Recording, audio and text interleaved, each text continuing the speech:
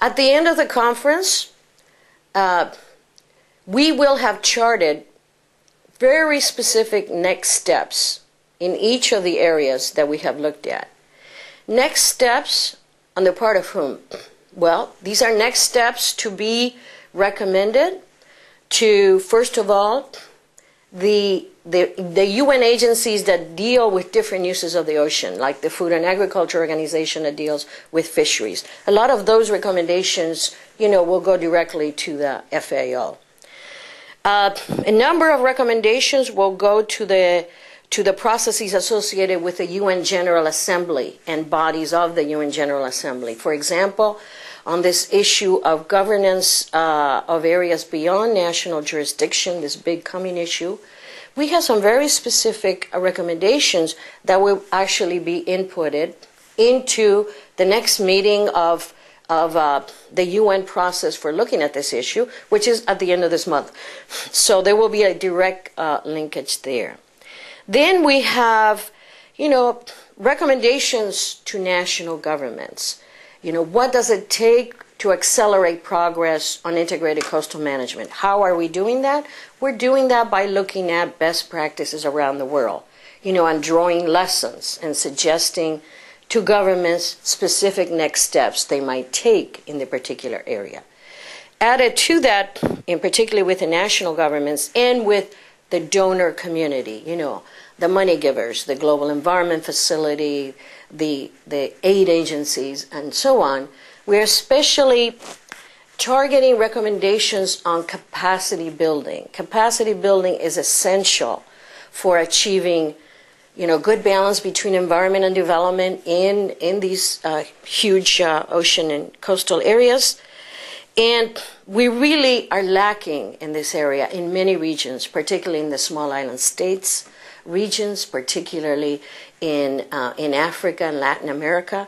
So we have, on the basis of assessments that the Global Forum has done, we have come up with very specific and detailed recommendations in this area. Also, one of the things in the capacity area that we are very much pursuing is the encouragement of ocean leadership. Leadership, among the highest levels of government around the world. But, people who understand and have a broad vision, who understand the interrelationship between oceans, coasts, small island states, climate, biodiversity, who understand the linkages among them.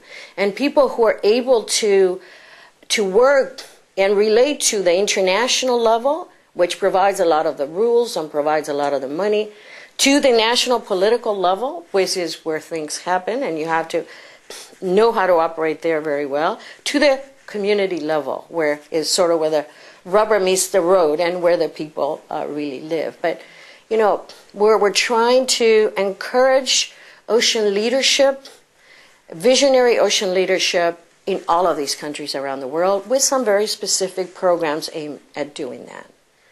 Also, we are very concerned with the question and have very detailed suggestions on the formation of new ocean leaders through the creation of, specialized university programs in this area, which, have not happened in areas of the world like Latin America, Africa, the small island states. So we have very tangible recommendations there.